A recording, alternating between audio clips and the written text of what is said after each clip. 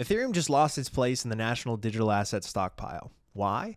Because, like I mentioned last week, a $1.4 billion hack exposed its biggest weakness: security holes that could be exploited by state-sponsored actors like North Korea. Here's what happened. Bybit, the second largest offshore crypto exchange, was using an Ethereum-based multi-sig wallet through Safe, which is a widely used smart contract wallet. The idea is that multiple signers approve transactions for added security, just like a Bitcoin multi-sig.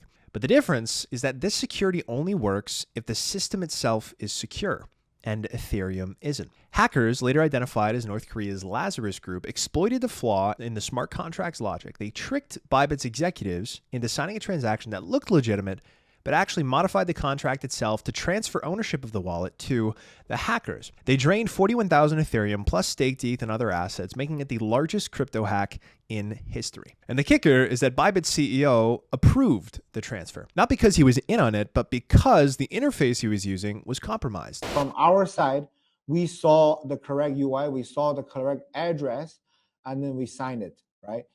So it could be all of the signers' PC were hacked, and then the UI was completely staged. The Safe UI displayed one transaction, but the actual smart contract logic in that transaction had been altered. This is an Ethereum problem. Smart contracts on Ethereum can be upgradable, meaning their logic isn't fixed. It can be changed, even maliciously, if a hacker tricks the right people into signing off. And when you're talking about state-level actors like North Korea, this isn't just about a billion-dollar heist. It's about how stolen funds can be funneled into weapons programs, specifically ballistic missile development, because that's what Lazarus Group does. And this isn't a one-off. Ethereum's entire ecosystem is full of these risks.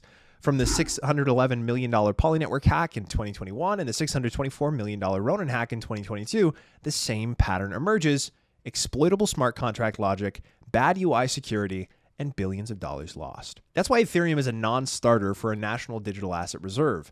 A sovereign wealth fund or government-backed digital asset stockpile needs uncompromising security, and Bitcoin is the only asset that provides that. Bitcoin does not have upgradable contracts. There's no backdoor for logic changes. It operates on a simple and immutable framework. Transactions are signed, confirmed, and final. And while sophisticated attacks can still happen, Bitcoin's architecture forces hackers to exploit human error rather than protocol weakness. And that's a massive difference. This Bybit hack was the final nail in the coffin for Ethereum's inclusion in any serious reserve strategy for the US or other countries. Security holes that let hostile states siphon billions, that's not an asset you want to store at scale. If you're still holding your funds on centralized platforms, learn a lesson from Bybit's disaster, get your assets into cold storage, check out Theia at theia.us before the next attack makes the decision for you. That's all for today. Thank you so much for watching. I'll talk to you soon.